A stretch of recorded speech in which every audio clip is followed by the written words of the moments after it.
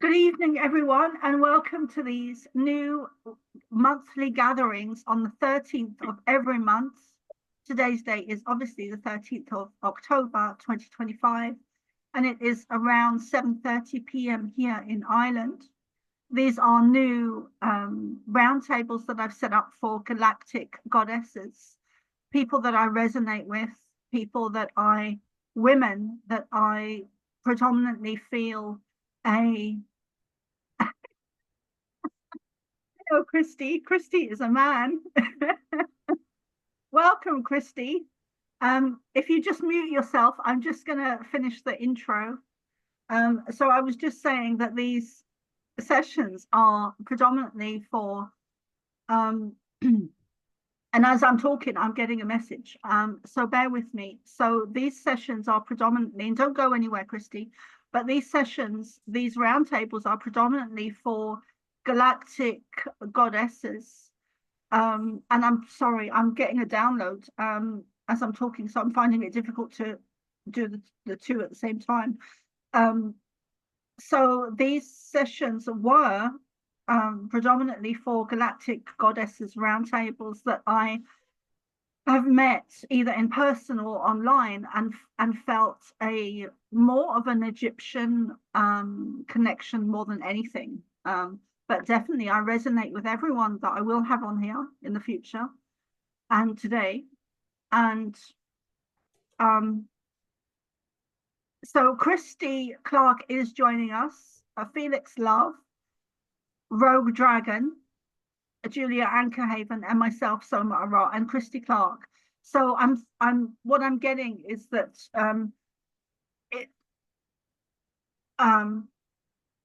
it's quite personal what I'm getting, but I'm getting some stuff. What I will share that I'm getting. I'm not even going to say that. But today's session, we're going to talk about self-love, and seeing as Christy is, which Amaria hopefully will be happy to lead, and seeing as Christy is here,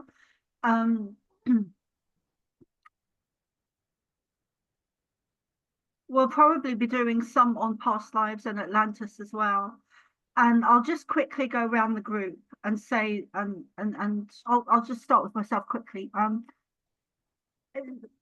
So I'm Soma Ara, and I am a psychic medium and also a Pleiadian channel. And then if we go around the room, I'll start from the top and work clockwise. So Flix, love, if we start with you, it just very in one or two words, what it is you bring to this lifetime through your work. I channel light language songs, but I'm also here to use play as the energy. Okay. Well done. And Rogue, you're up next. Thanks so much. It's always a pleasure to be on your show. I focus on psionics, and I also do sound healing, energy work, balancing of the energy bodies.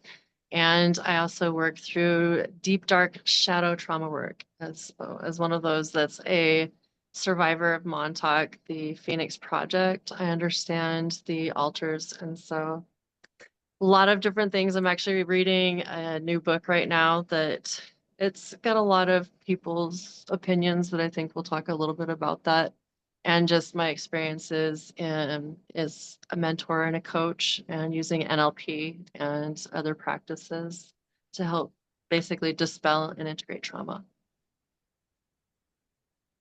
Your voice has got a lot stronger since I met you. There's more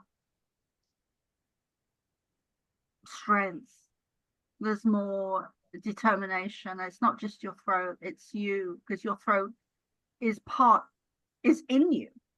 And I just quickly want to add that Christy is definitely meant to be here. So, and I'll probably share behind the scenes personally with him the message I was getting.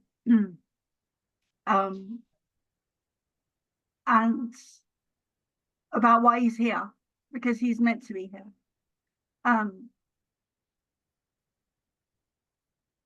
And Julia, you're up next. Hi. So I do many different things, but at the moment the focus is on generally working in the Akashic timelines to anchor in positive energies, to deprogram people from the things that are going on and limiting their life right now.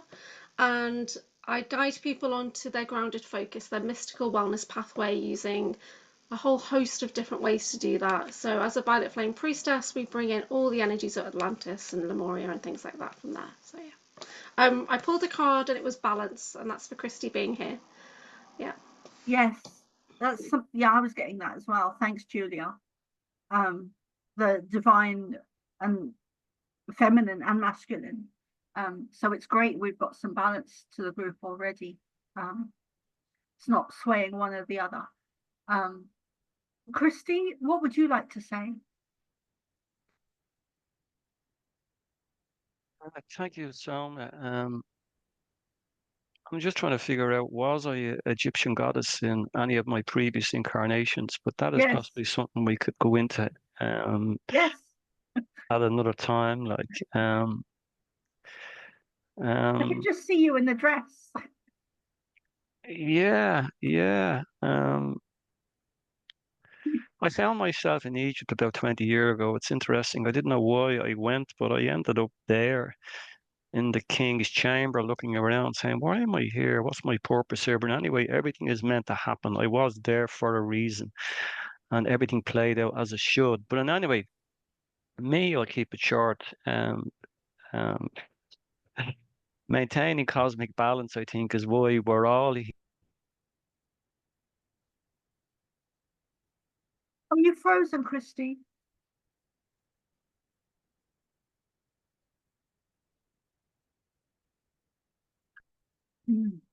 Christy?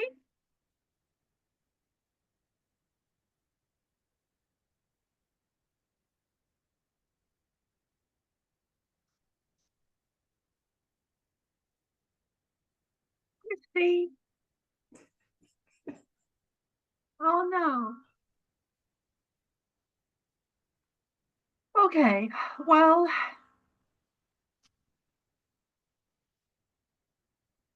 it seems like we've lost Christy. He might come back in a couple of minutes.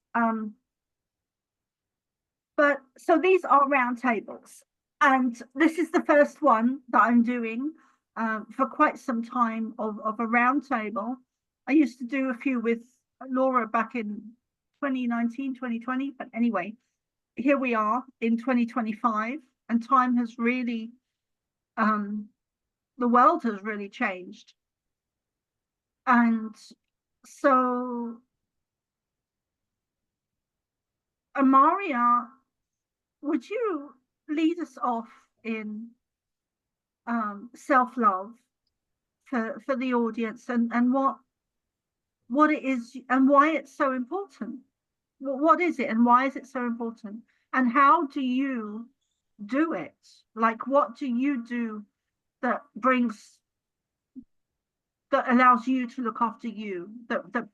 What is it? What self-love do you give to you that others could use for themselves? And then if we go, well, I'll hand it over to you, but then if you could steer the boat.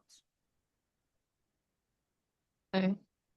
I think of self-love as being able to create boundaries for yourself. And sometimes they have to be radical boundaries, especially for those of us that have been traumatized by abusers, by basically people that don't have moral compasses in one sense or another, that are just intentionally causing harm.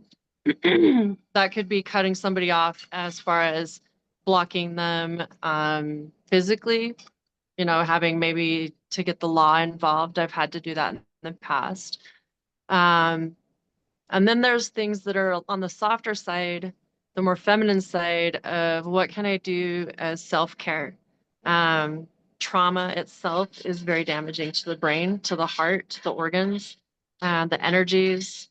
Then there's also the stress, the cortisol levels, the basically upregulation of the adrenal glands, the downregulation of the thyroid. It also affects the gut and how serotonin is produced, on how our immune system functions. And so being able to get out of that sympathetic dominant state of fight, flight, freeze, and basically get to where we're calm again. We're kind of like that gazelle on the plains that's able to go back to grazing and not freaking out anymore. And a lot of times it's really difficult depending on the type of trauma that we've been through. There's so many different modalities that can be used, which that's where I've been fascinated. In 2014, I became NLP certified. Before that, since about 2003, I started my studies just kind of in the psychological mind, the psychic mind, and I started with the Sylvam Ultramind system, the psychic side of it. There was Burt Goldman's quantum jumping and so on. I got interested into that, which tied back into the things I was trained in with Montauk, with psionics. And then Milton Erickson is another psychologist that I really respect his work. His work kind of led into the mind with hypnosis, hypnotherapy, transcendental meditation, which gets into Richard Bandler and I'm trying to think his name. Oh, I've got one of his book, The Transformation, basically NLP. My other book, I'm trying to even think where I have it set, but the Hoffman process is one that I really like, just because it actually goes into facing our childhood and getting into the traumas. It does what's called focuses on a quadrinity track. And so we're looking at, how's our spiritual mind? How's our analytical mind? How is our physical body?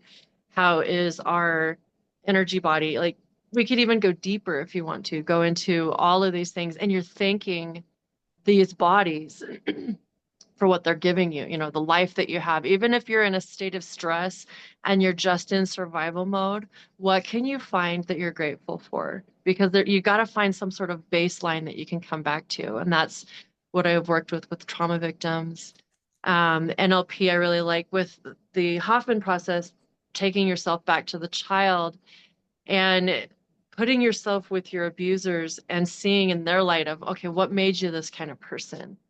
And seeing it in that aspect, getting a forgiveness mode, not of making what that person did to you okay, but releasing yourself from holding onto that poison or grasping onto that. And so that's some of the things with that. And then the newest book that I've been looking at is L. Ron Hubbard, which I know a lot of people are like, oh, scientism. I'm not looking at his work as the gospel. I don't look at anything as the gospel. I look at everything as, okay, what's information that's useful? There is a lot of pseudoscience there. For one, he dismisses any kind of quantum energy or quantum healing.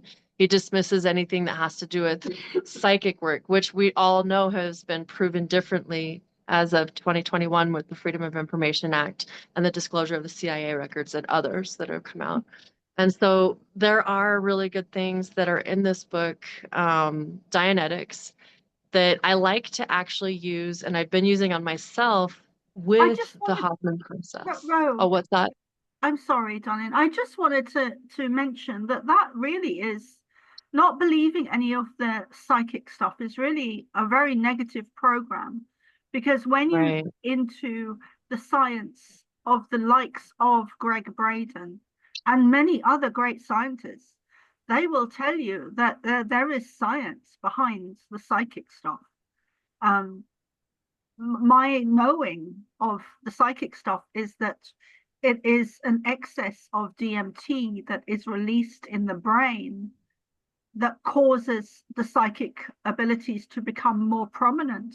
And the DMT an excess can be released because of trauma. So trauma brings about a lot of the psychic stuff. But anyone that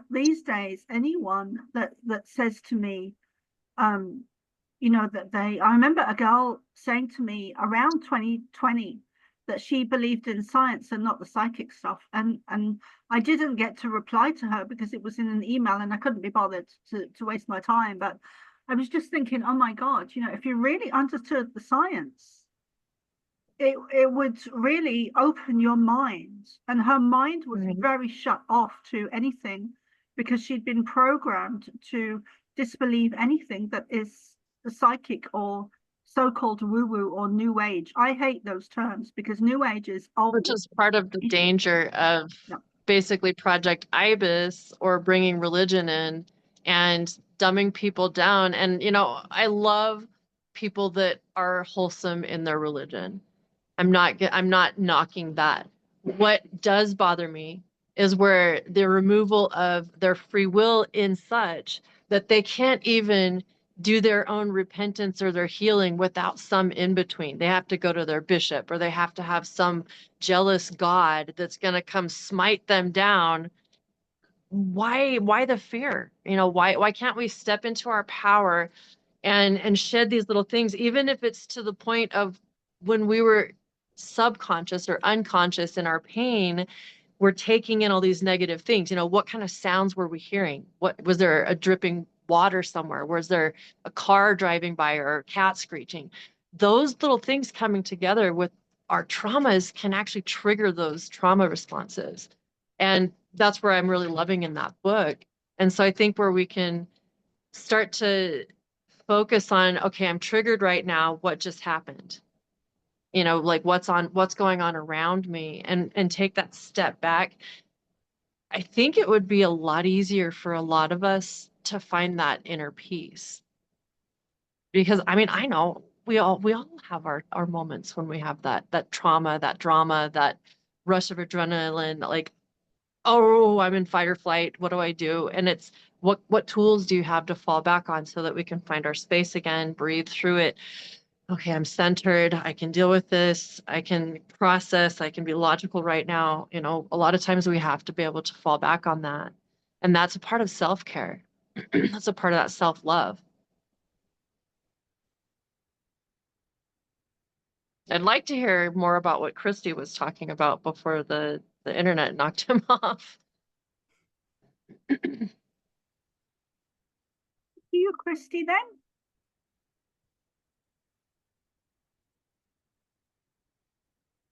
I'm sorry, folks. I don't know what happened there. It was interesting that I was asked to leave.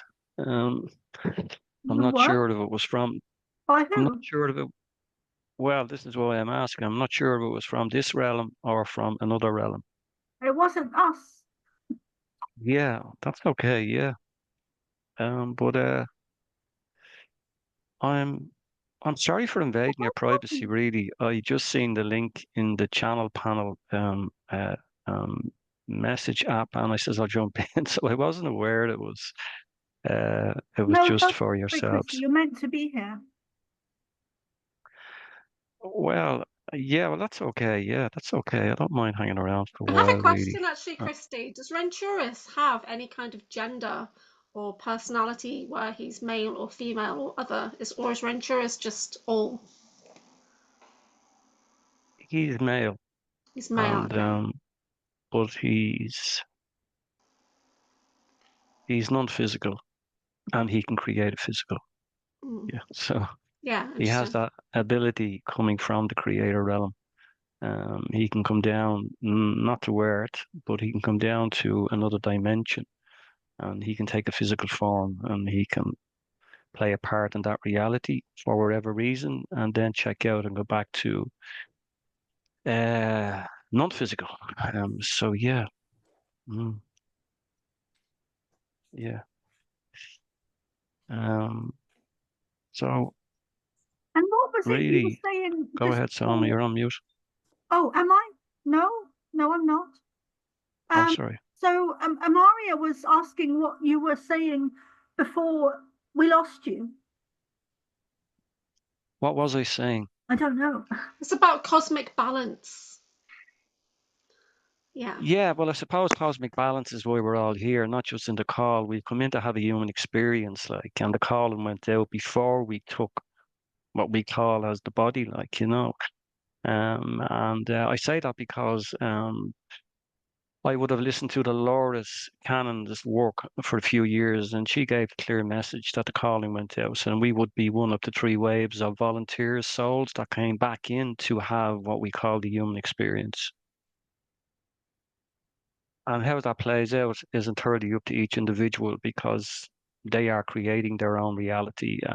So we have a choice there, like, with free will on top of that. Now, wherever free will is in this reality sometimes is open to discussion, but it's interesting where we are at this time. So, Amira, thank you, Christy. So, Amira, I feel like, sorry, I feel like we've kind of lost track, including myself. But Amira was talking about self-love, and then if we go around the room and so who's next? Julia, you're up next. Yeah, I've got to go soon. Self-love is something that I definitely have struggled with in this body, for sure. I really have, and I'm nearly 50, and it's been a really long process to get to the point where I am now, where I know that I'm not the body, and I've got a responsibility to the body as well. And I studied the work of Lisa Erickson, Chakra Empowerments for Women, and the work that she does there allows you to realize that the chakras are memory centers, and they're holding a memory inside from an experience you've had. So when you get into a similar experience, that's where the reaction's coming from.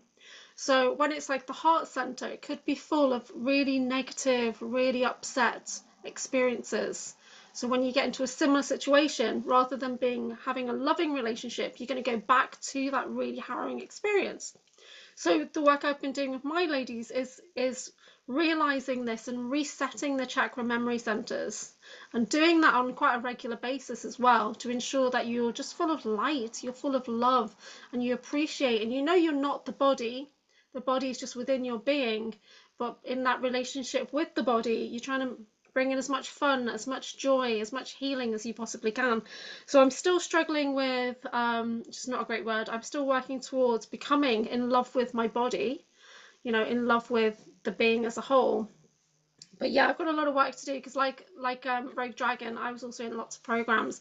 So my body had memories that I wasn't aware of. My body had trauma that I wasn't aware of, and I'm still not consciously aware of 80% the things my body went through, or the aspects of me went through and is bleeding through into this body. So it's you know, it's a work in progress, a success in progress. And my main focus for bringing self-love into my body is to just focus on being calm, to having fun, being happy, and then hopefully everything will start to come into balance as well. But yeah, boundaries are really important. So yeah, it's something I'm still working with every day, because we've all had a lot of trauma and wounding, and when you work like I do in the Akashic Records, in the timeline, you're pulling things from 50 lifetimes ago that are still impacting you now, and it's acknowledging that and giving it the energy it needs to release, replacing it with something more successful and supportive that allows you to take that step forward and stop repeating the same patterns over and over and over that you weren't aware of, but you're under such threat 50 lifetimes ago that you made an emotional decision that impacted your entire timelines. So yeah, so it's working with the body just to bring in that divine kind of healing, bring in light, bring in joy. And yeah, that's the approach that I take when it comes to self-love. But I'm still, you know, when I was asked that question, and how much do you love yourself, it's not not where I'd like it to be still. Yeah, it's something I'm working with. I think that is the same for all of us, because we've been programmed through lifetimes. Yeah.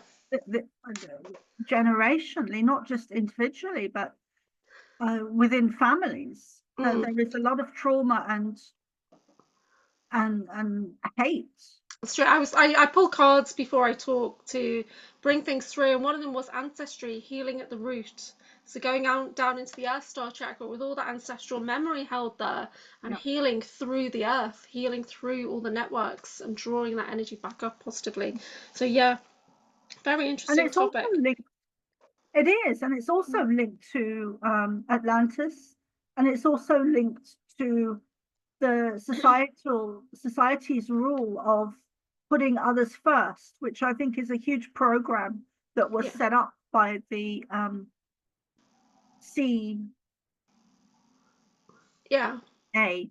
Okay. From my perspective, it's the collective consciousness. So I'm an access consciousness practitioner.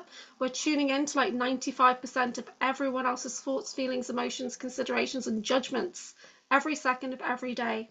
So it's kind of siphoning out and asking that question, who does this belong to? Is this mine? And then kind of releasing the energy that's not yours so that you can truly be with your body, with your mind, with your spirit. So yeah, I do a lot of work where we're just trying to lighten the load, basically, get rid of what's not ours. But it is really tricky when you're a multidimensional being, you know, and we're so much bigger than our body, but we forget that. We get trapped within this small society system. There's a lot of something came to mind, but it's gone now. It's wiped out. But yeah, so self-love for me is health, bringing balance. Yeah, that kind of thing. I've got to go in a second, but thank you. Okay, darling. And so for me, self-love, because doing the work that I do, I find very little time for myself. So for me, it would be taking good care of myself, you know, and some days I don't do that. Some days I'm too busy doing stuff that I don't do it. And then I have to stop and look after myself for the day, whether it's sitting down and making a nice meal and, you know, taking time for me. So, which sometimes I could just get so caught up in the work I'm doing that because I do see that as being more important than me. And of course, of course it's not, but it overtakes because it's such a strong, it's such a strong mission within me to I want to make sure I can do it the best I can. So sometimes I don't have time for me, and I need to step back then and realize that I'm kind of getting a bit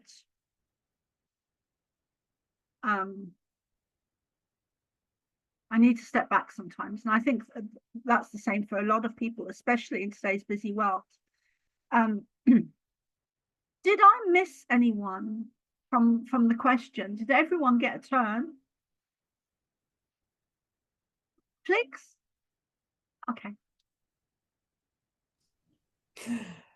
Yeah, this is my turn. I think it all starts, the whole self-love starts with becoming aware of the fact that you are like doing too much in the outside world and you pay no attention to your inside world. And you get the moments of the triggers, so emotional triggers, with the thoughts that go along with them. And it's about creating a daily practice where you just sit and breathe and do nothing and allow yourself to go inside your own inner world or inside your own heart. And you really have to start there and take that pause. Learn how to use that pause button. So that is how you can do the stepping back and then observe yourself when you have the really big triggers, because we are in a process now where we are healing the trauma, not just of self and of the ancestors, but also the collective trauma. And we as light workers have done that for many years, most of us already. We have begun the process of healing a lot of the collective trauma. And mainly, that's where it all started when you announced the theme to us, Soma, about it's an ancient energy, because we are living in spirals of time and the times are returning. So the energy of those ancient times is returning. And we were there then, and we are here now to help transmute, heal, alchemize. But it's not an outside job. We're not all here to change something on the outside, but it's an inside job. So that's why Rogue Dragon or Amira, right? You mentioned all those books, and the first thing I do is I take old-fashioned pen and paper. So when I watch videos, when I'm in a group, when I'm out in the world, in the park, I always have a little pen and paper with me. So I can jot down those ideas, I can write down book titles, I can, and that what resonates, so it lights up for you. Learn to recognize those intuition things. So if somebody says something and you really feel like, oh, I want to look into that, write it down immediately, because inspiration, that's what I learned as a songwriter, inspiration comes, but it's like a gas that you put on a hot radiator. It just evaporates real quickly. So you have to catch it in the moment.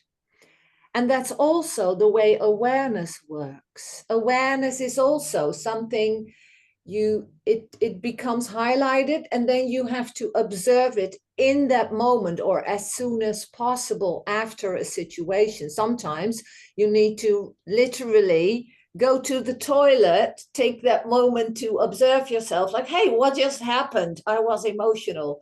And then, and then you track the energy. That's what Julia was explaining, sort of in her words. Like, you track the energy, so learn how to ask those questions. And that is also something you have to practice in a more calm setting daily, weekly, not just, oh, I could do it once a month and then that's fine. It's a practice. And it's, so in that sense, you could compare it to like prayer or religious people. They do it daily, right? Maybe some just do it weekly on Sundays in an institution, but in essence, it's a daily practice that you show love. But now we are learning it wasn't about an outside God, it's about the inner God and goddess, because we are both genders on the inside, sort of, your inner flame. That's the balance again, right? We had the balance card.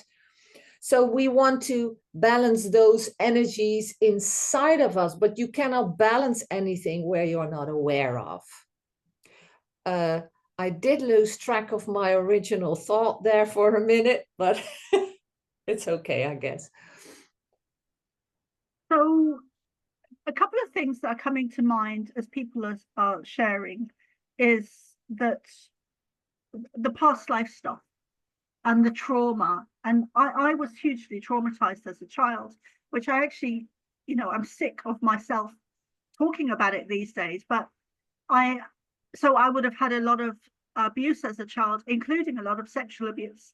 But one of the dreams I had when I think I was in between 20 and 30 years old, and I had a dream, and I was laying on this table, and it was Roman times, and it was horrific, and there was horrific things being done, and I'm still not sure to this day if I was the person on the table, the female, or if I was the male doing the horrific things to the female.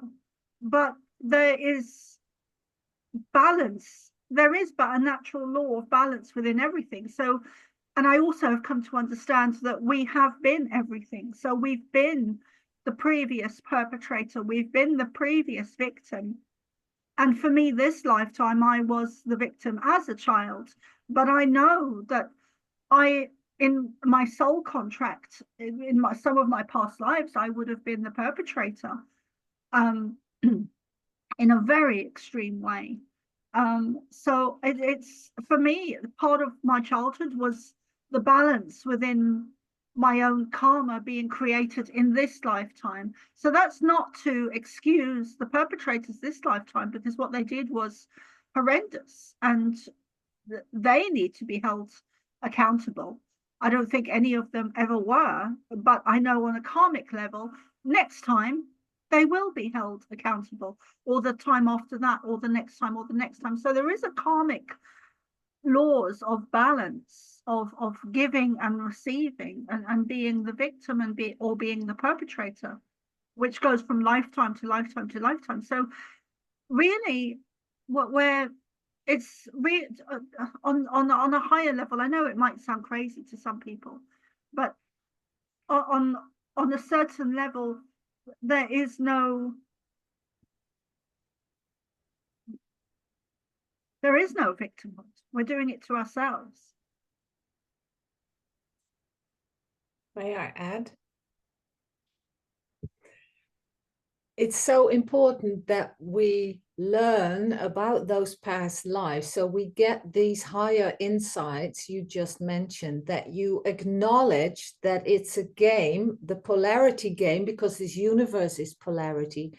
So whether it's the victim, the perpetrator, or the helper, it's actually a trinity. That either part of those roles just creates a pattern together that is playing out something in the spiral of time, right? But so you have the story that holds the trinity of those archetypes. But if you are able to be the observer to your own story, then you are no longer attached, grasping on to, no, he is wrong, she is wrong, I was wrong.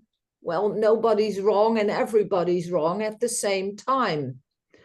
So if you can become detached and observe it for what it truly is, it is energy. And if you can go past that shame blame game, then you can rise above. And that's how you create a higher dimensional awareness. But unless you apply your awareness, you're not going to get there. And it's easiest to start with little emotional trigger before you are able to do that with your own trauma, the real deeper stuff, and also the collective trauma. There is phases for everything. So look at where you are at, talking to the viewer. Look at where are you? What are you healing right now? Or what is needs to be seen or is coming up in your life right now, and acknowledge it. Don't run away from it or attack it or start blaming immediately, but notice that reaction in yourself and try to just breathe and sit with it first before you react. And that is how you learn how to respond. And then you are able, like Soma and so many people, then you are really able to start to do your own trauma healing, because a lot of people will need help and guidance with that. But some people are really able to do it themselves, but you need some guidance in where to start and what tools you need to do that. And I think that this is something like a gathering like this is really helpful for those who are learning and doing it by themselves, and they need those pointers, right? Yes, and for me, I in the early days when I was looking at and trying to fix myself or heal myself back in my 20s, I was going to a counselor. And I went a few times to different ones, and there was one I found that was really good. But really, for me, a lot of my trauma was healed when I was in the shamanic training. And also when I really recommend shamanic healing for people that have had deep trauma, because the shamanic healing deals with the spirit and energies and past lives and and there is a whole many different aspects of why we are abused as children or raped as women. And many of women do become pregnant, even children, which, you know, I was pregnant at the age of 12. But I'm trying to get across that for the audience, you know, if there's a woman listening to us now that needs some healing or was raped or became pregnant or anything like that, you know, I really recommend shamanic healing. And also the Buddhist tradition I was involved with for a good 4 or 5 years. And when I lived within the Buddhist community on a remote island where there was nothing else but the Buddhist community, they really, and it was a small group of volunteers, they really allowed me to be angry. They could see that I was there for some really deep healing. And I was a very angry person when I was there. I was just angry with everything, angry with the world, angry with my mum. And I remember, and they really allowed me to, they gave me the space because they understood I was projecting a lot of my own shit onto them, which we all do, mostly in the early days when we're healing that stuff. But they really gave me the space to work through my anger. So I work through a lot of anger. And society doesn't let us do that. When we're supposed to be good people in society and not be angry, which doesn't allow that type of healing process, which I had, which was amazing. But anyway, when I left during that time, I went to visit my mum, and and I'd gone from Scotland to Ireland, and I was having this conversation in my mind with myself about how I would be and what I would say to her, and how things would go for the weekend. And then I began to think about all the shit that she'd done and everything that had happened from the past that was no longer present, but things that I'd really held on to. And by the time I got to the door, because I'd gone from Scotland to the west coast of Ireland, so it was quite a journey. It took me 2 days, I think, back then, because I stupidly took the train, which used to crawl along in Ireland. And so it took me a long time to get there. So I had a long journey of thoughts. And then when I got there, she opened the door, and all this anger was just came out at her. And I don't feel guilty now, but for a long time I felt really guilty that was the first thing she'd seen in like 10 years, because I hadn't allowed myself to see her for 10 years, or vice versa. Anyway, I'm kind of waffling on here. So anyway, I just want to share those with you. It's really awesome you guys make those points of, you know, like the past life traumas and different things. But going back to what I was talking about earlier, remembering that not every single trauma that we experience is ours. And trauma can also be layered. And so we can have a multiplicity of different types of things that go into one core trauma, but maybe we are being traumatized in our life later on in our life, excuse me. Maybe we're in a surgery, and what are the doctors and the nurses talking about? Are they being jovial, or are they making rude discussions? You got to think about different things like that as well, the things that we're submitted to in our unconscious, and what are the phrases that come to us when we're stressed out. Like a lot of times we'll be like, I just can't do this anymore, or oh my God, I just want to die. A lot of times we'll say things like that it's like, we don't really mean it. But then when we actually think about it, okay, what is that phrase coming from?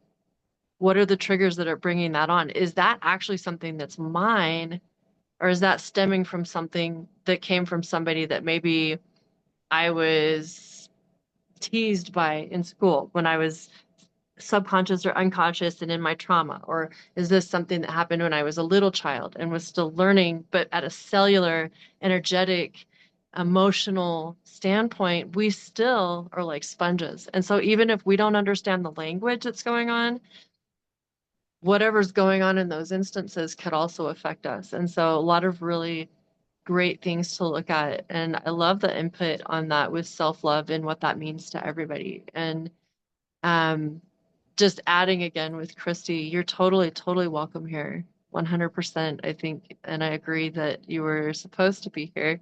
And your balanced energy, I think is really cool that you bring to the table. And so I just wanted to point that out, that I feel that you have a very genuine and wise energy that you bring, that you can help a lot of people with, which is really cool. And just having a standpoint of focus, because everybody that we meet in our lives is going to need what one of us can have, or what do you had not really say have, but what one of us can bring to the table.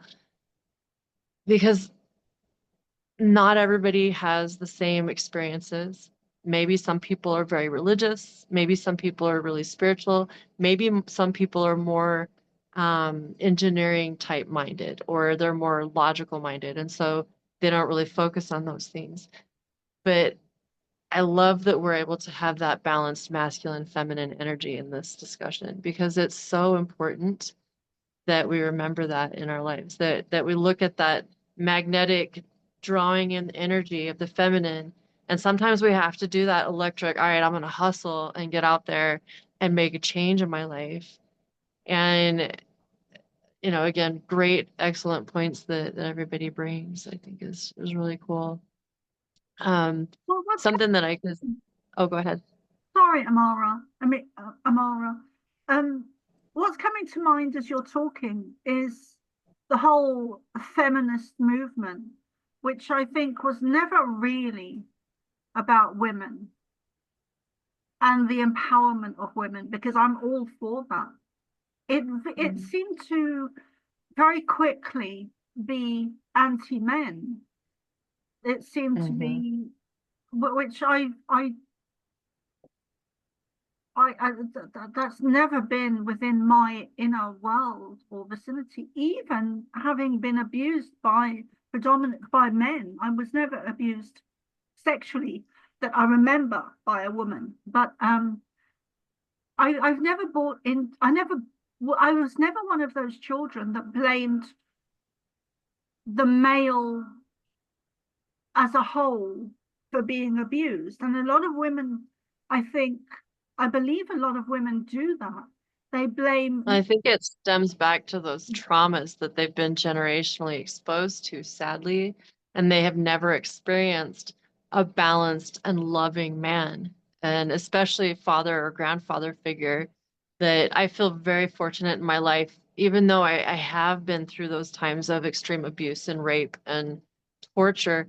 I've also been able to experience that balance and that beautiful masculine energy with, you know, there are so many men out there that have been doing the inner work, that were blessed to have an amazing mother and father that taught them genuine compassion and genuine leadership by example rather than force. And unfortunately, that unbalanced masculine side, which feminine women can do it as well as men, it tends to be that stronghold of I'm going to dictate what's going on. I'm going to be the leader and you don't have any say, rather than what can we do to find balance?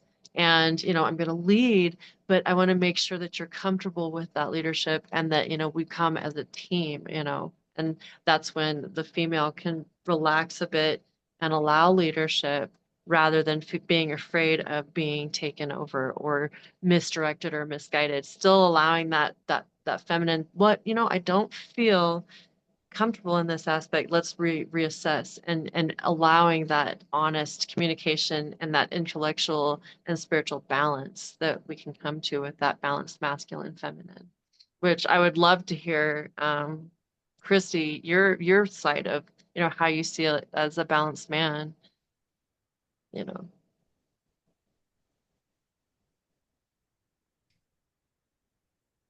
You, Rogue and Plix and Stoma.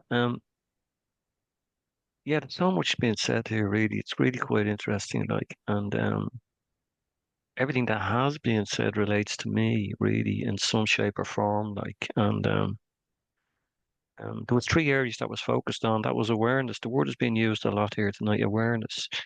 The observer, which is interesting, and the present, really. And I think those 3 areas play a big part in our healing, from wherever trauma we want to bring forward. Like, and for me, on a personal level, I'm very careful what I disclose, not just to this group, really, because um, there's a lot going on in this incarnation with me that relates to our galactic family, like, you know, that sort of way, and which only came into my awareness about 20 years ago, like, what was happening to me as a child throughout this incarnation. But that is another issue. Living in this reality really is interesting because um, the word love also is being thrown around here tonight, which is quite interesting as well. And I think the last speaker that spoke about being able to connect with yourself in that sort of emotional state, like, and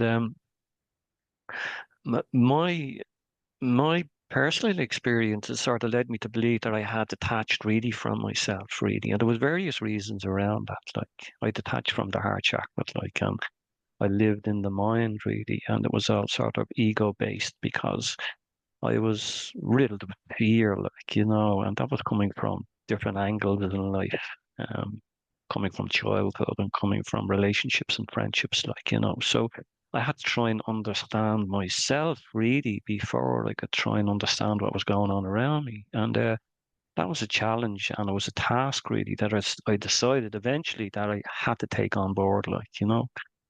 But what I did realize, even though when we get to a point where we feel that we have made some progress, like, you know, we trigger something else within our subconscious or within our present moment, because we're constantly dealing with situations and we're constantly dealing with me on a personal level. I would have been triggered a lot with transference, counter transference, and the work that I do, like, you know. So I would have been triggered a lot by clients, and that would have sort of took me into that sort of state where I needed to see my supervisor, or I needed to talk to somebody on that level because I hadn't actually dealt with some of the issues that were raised, like, you know.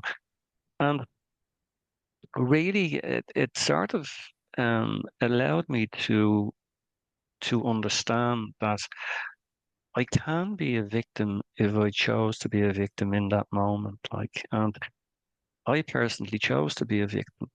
And I made sure I gave that signal to everybody else that came into my life. I was a victim and I had it wrote across my forehead. Nobody could see it, but I could, like, you know. And it was all really around the relationships and friendships that had come into my life and how emotionally I had been sort of abused, like. And so um, that wasn't easy, like, you know, because I was on a mission, like, to sort of resolve these issues, like, and going that route really led me to understand that, okay, you can sort those issues out, but what about you? You know, where are you going to go with this, like, you know? And so I soon realized when my connection opened up with our star family, Venturis Volantrius, being one being that allowed me to understand that. Um, that when I accepted myself, we could make some progress. And he said we could make some progress, which was really interesting because when I was ready to surrender, and that's a big word to use in this call, but I was sort of in that mindset where I wasn't really prepared to sort of go that route. And for me, coming up through life, I was quite involved in sports, like, and it was really interesting. And it was a high intense sports, and I took part in these sports to release my energy, like, you know, and that worked very, very well. And you know, I could sort of move in and out of the gym a few days a week if I felt that I was being attacked by myself, like, that sort of way. So it was a wonderful tool that I used. But there was a turning point, and well, there was a few turning points, but there was really, I came to a time where I had to realize that the person that was looking at me in the mirror had really got a big problem. This wasn't really about you. It was about me accepting responsibility, because I am creating, as we say, my reality. And that was the way it rolled. Like, I was the film director and I was writing the script on a day-to-day basis as to how I wanted it to play out. Like, so I had to sort of change that opinion and view of myself and change the script from a horror story to a love story, like, which was really interesting. Like, so trying to manifest that idea, I had to detach really, and not detach from myself, but I had to be aware as to what I created in the world around me, like, which was really interesting. Like, and I would have I would have had a lot of hostages, like, and I use that word because I took people into my life for various reasons, like not knowing at the time that I was manipulating and I was using somebody for my own gratification or whatever it was, like, So I had to sort of go away. And I touched on this a few times with Soma, where I had to sort of hibernate, like, and that's really the route I took. I sort of detached really from this reality, and I sort of spent a lot of time really on my own, really. And I find great comfort in that relationship when I'm on my own. Like, when people come into my life, I'm sort of extra careful now how I sort of move. Like, it doesn't have to be a game of chess, but we understand what relationships can cause to an individual if they want to sort of go that route. And there's acceptance also, and I did bring acceptance into my life and allow myself to understand that, like, I had no right really to judge anybody, really. As it was said earlier on by Flix, that there's no right and there's no wrong. There is, like, and I do understand in this reality sometimes that's debatable. I get that. I understand that, like, So moving into that realm really and realizing that, yeah, the script is going to change. And they, and I say they, I'm talking about our star family, pointed out a few things to me and says, one expression they gave me was that we're going to strip you to the bone and rebuild you. And I went, what? Can you break that down with me? And he says, yeah, well, that's the plan. Like, well, there is the plan that you have. You're not aware of it at the moment, but we're bringing that into your awareness. We're going to bring you back to your original settings, like, and remove the SIM card that you've been sort of moving with in this reality that is contaminated, really, in various ways, like, So that was something that I agreed. It was a project that I said, yeah, this sounds interesting. Like, I'd like to sort of be involved. Well, you are involved, they said, but we need your permission really to allow this to manifest. And I gave the green light on it, like, so the changes happened, and the changes happened quite subtly, and they continue to happen on a day-to-day basis, like, But if I was really brutally honest, I walked in the woods yesterday for 3 hours, but I came back out and I stopped and I hit the pedestrian crossing and I had to wait till the little green man appeared and I could walk across the road. And I got to the other side and I came into my home then, like, but I came back into what we call 3D. When I was hiding down behind a tree in the forest, I felt really connected to what was happening around me, like the colors, the sounds, the wildlife and anything else. And then I came back out of that reality and I said, okay, we're going home now. And I spent time with family and I did, and that was great. And I really enjoyed it.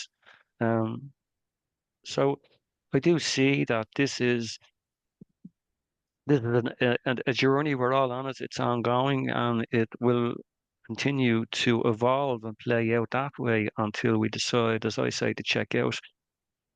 When that happens, I'm not too sure. But at the moment, like, today I chose not to suffer. Like, you know, I could have sort of went into that mindset very, very easily because my irrational thoughts sometimes can smother me, like, if I allow them, like, and I can be quite judgmental of myself in that moment, like, and then realize that, yeah, it's part of this reality. And I'll leave with this. I remember one update I got from a being I was connecting with, and he laughed at me because I have a bookcase behind me here, and I'm on the Lord. And I remember pulling the bin around after this statement, and he says to me, "Do me a favor." And I said, "Well," he says, "Would you stop trying to be so spiritual down there?" I went, "What?" He said, "Please stop trying to be so spiritual. We're looking at you and you're buying all these spiritual books." I would have been a Anthony de Mello fan in the early years. We're aware of de Mello and awareness and the way to love, and all those books came into my life. And I was buying these books for everyone, and I was great and saying, "This book is going to convert you, and this book is going to convert you." And I was giving all these beautiful books out, but he said, "You know, don't be too hard on yourself. We're watching you. Like, we want you to enjoy life down there. It's going to be over very, very quick, and you're going to be back. So, you know, enjoy 3D. There is a few bumps in the road, and you've been there, and there's still going to be a few more, but I let it so play needed out." to hear that. Sorry, someone? I so needed to hear that, and I'm sure other people listening in the future. There's, you know, thank you so much. Yeah, yeah, there's going to be a few bumps in the road and you're going to hit them, but you're going to manage. You're going to manage, not just with us, but with yourself. You have that awareness, as speaker spoke about tonight.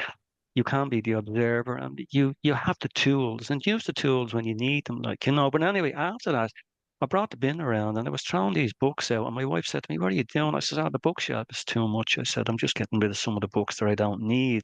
But it was a clear message to me, really. Like, I collected all the data. I had the books, and the information was important, and they were signposts that allowed me and took me to a certain point. I says, "Okay, Christy, it's now up to you. Like, where do you want to go from here?" Like, you know. So thanks very much for allowing me to share. Yeah, thank you. Beautiful messages. Absolutely. Really awesome. So before we close for the evening,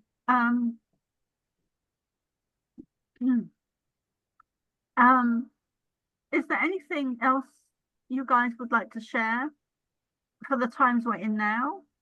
And where can people find you?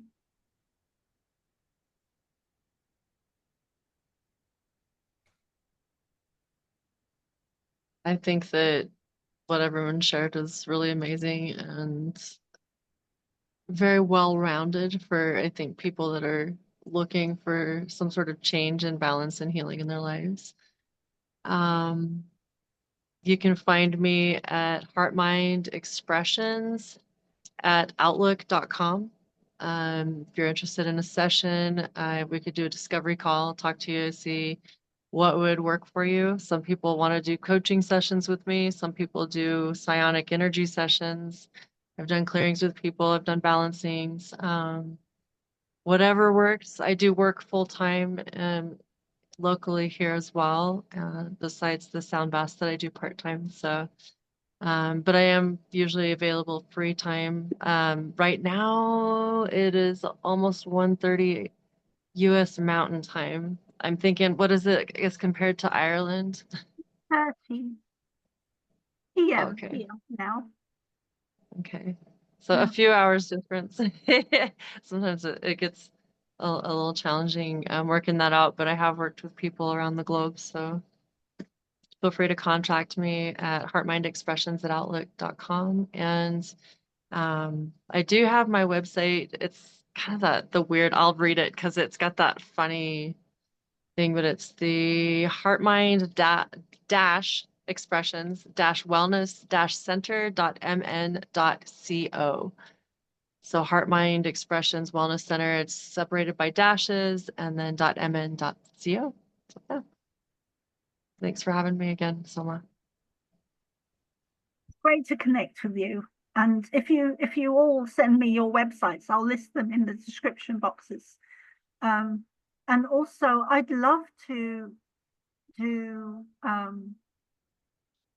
some not interviews, but some online presences where we get together and you do your sound baths. So I don't know if you'd be interested in that, but I'd love to do that.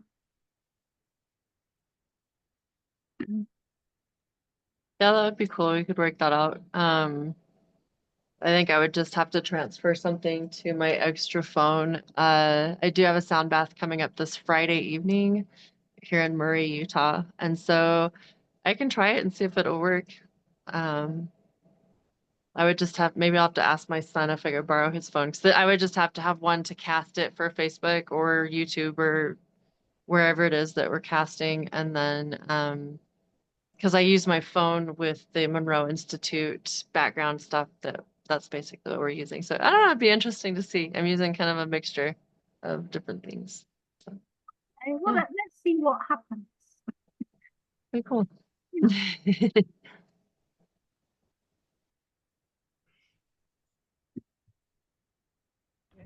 Am I muted? Oh, I'm on.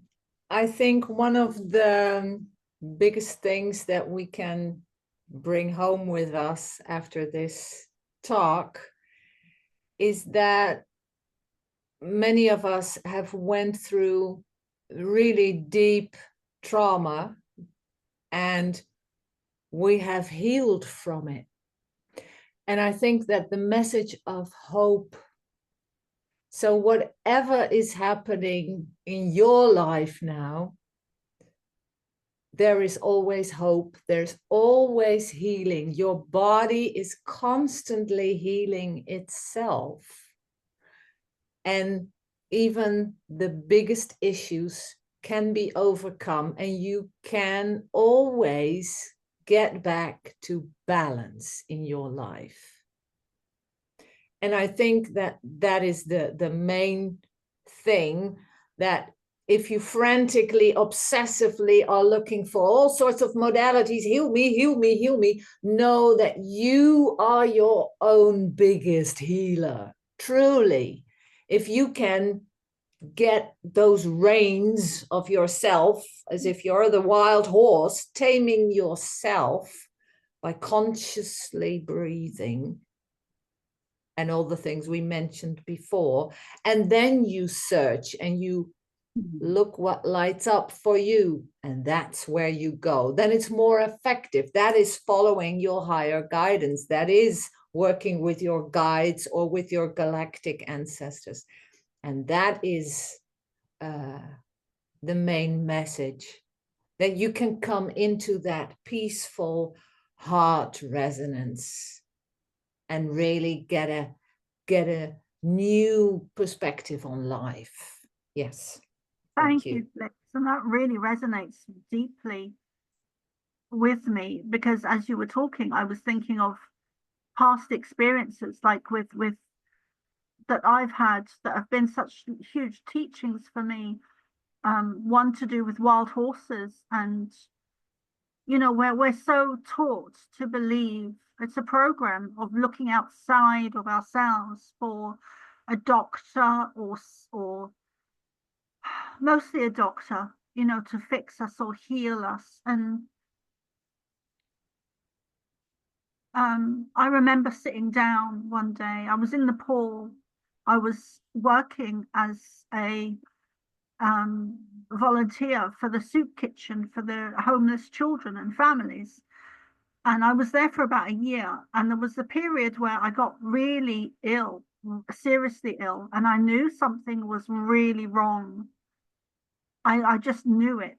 And I went to a few different doctors that were very suspect. And friends had taken me to them. They were like round the corner and up the back alley and then up in an office. And it was third world country, and I had no trust in them because of not because they were in that area or environment, but because of the way they came across to me. And I knew they were lying to me. I knew that whatever problem they said it was not that. And I didn't know what to do. I didn't know where to go. I was in a strange country. I was ill. I didn't know what to do. I had no insurance. I was there as a volunteer. And I thought, what do I do? Like, what do I do? I'm going to get seriously, something's wrong with my body. And so I went and sat down in kind of the slums, and I sat on this rock, and I just went in to myself, and I called on my guides, I called on spirit, I called on myself mostly. But I called on spirit, and I was given the answer. I was shown an image of a hospital that I had to go to, which was 20 minutes walk down the road, and it was a good hospital. And I didn't have insurance, but I was told to go there. I was told to go and see a doctor, which I did. And then when I did that, it turned out I had acute appendicitis, and I was due to fly back soon, and that would have killed me. So the doctor said. But anyway, my point that I'm trying to make, following from what Flix just was saying, is that we need to, we are our own best healers and teachers when we can sit in the silence and send out or call out to our spirit guides and our loved ones. For me, that's been innate within my life, having my guides with me, you know, communicating with me. We all have that ability if we can just sit and listen. In the stillness. So yeah, I'll stop there because I could just go on and on. And Flix, how can people find you on your website? Oh, they don't have to find me. It's okay. It's too complicated. It looks like you don't want to be found. Yeah, I don't have to be found. It's out there, and yeah. Okay. Christy? Yeah, again, it's been really interesting connecting with this group tonight. I really, really enjoyed it, like, you know, and listening to everybody speak has given me something to take away, like, you know, and to try and process and dissect and Me too. and be aware, like, you know. So Yeah. what's coming up for me now, is there a way back from suffering? And of course, as everybody says, there is. And seeing the suffering in others allows us to understand really where we are, like, you know. And I say that personally for myself. You know, the suffering can't stop when you're ready to accept that. Not that you are the problem directly, but there is other players, I do understand. But as it was said tonight, this is an inside job, like, you know, and I'll take that with me. And I think Thanks very much. thanks, Christy. And I think that what you just said is a perfect for ending the evening, because self-love is an inside job. You know, we could have had the worst things done to us, but when we start self-loving ourselves, that is a step towards healing ourselves and the atrocities that have been done to us as victims. And let's turn it round from being victim to thriving. Let's turn that energy around. Let's turn that around. One of the things I always said to myself as a young teenager from the age of 12 to 16 was, I will be damned if I let you make me a statistic.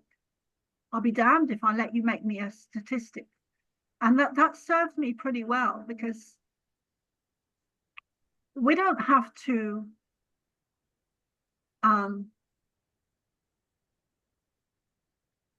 what they did was not okay. It's not okay to be a perpetrator. But there's part of us that chose that in our soul contracts. We chose it. And I know that may be very difficult for some people to hear, but we did choose it.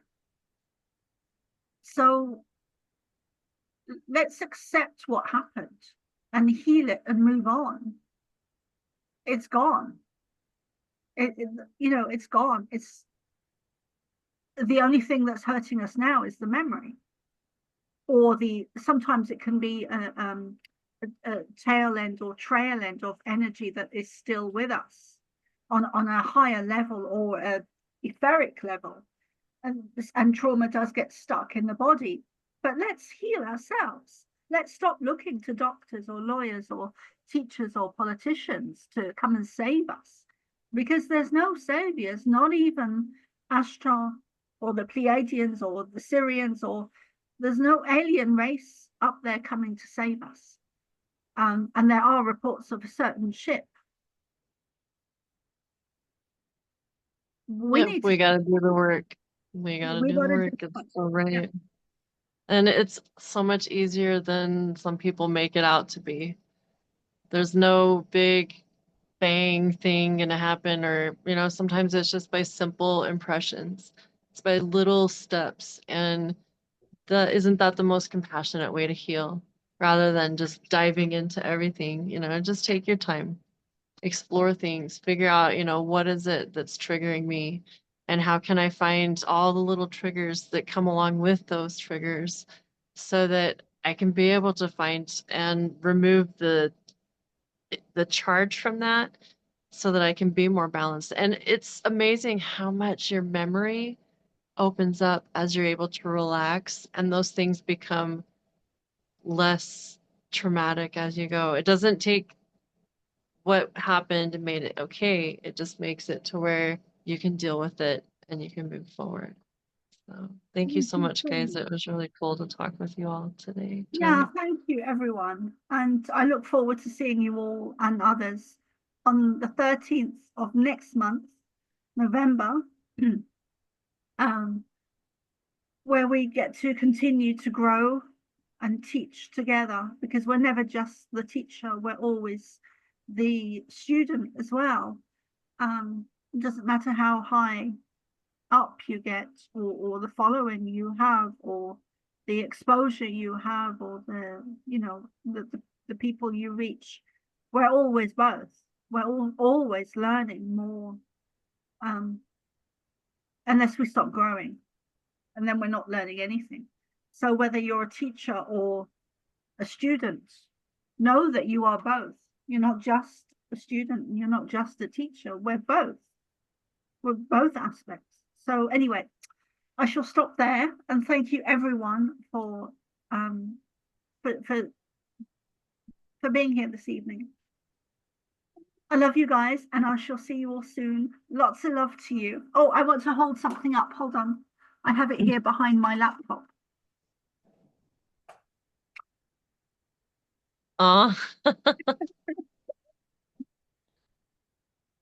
Thank you so much. Yeah. You're so sweet, Soma. Love you, sis. I love you too. Take care, folks. Okay, bye. Bye-bye.